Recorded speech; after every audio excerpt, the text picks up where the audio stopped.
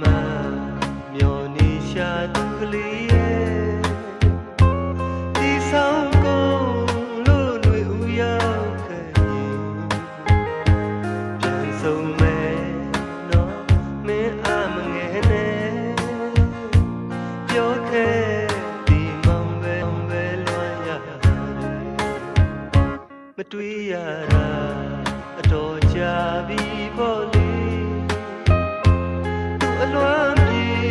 ဖို့ပူစားပြုလိုက်မယ်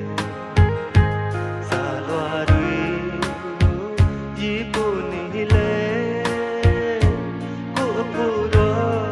ဒီအလွမ်းလေးကဖြစ်အစင်သာပဲသူကလေးအတွက်အလွမ်းစိတ်တွေဝေလာခဲ့ဘယ်လိုအလွမ်းမျိုးနဲ့လွမ်းနေကိုယ်တိုင်လည်းမပြောတတ်ဘူးအဖြစ်ရှာမရတာကျင်သူလေးခေါ်ပြောခွင့်ရလောက်အောင်မဆိုင်သူတယောက်လားခင်မင်းသူချင်လို့ပြောတယ်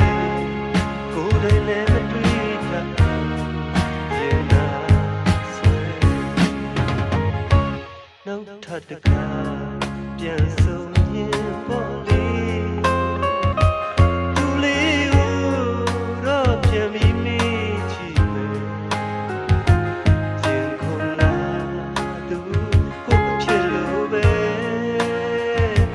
မင်းလေးတယောက်ခံစားမိရဲ့လား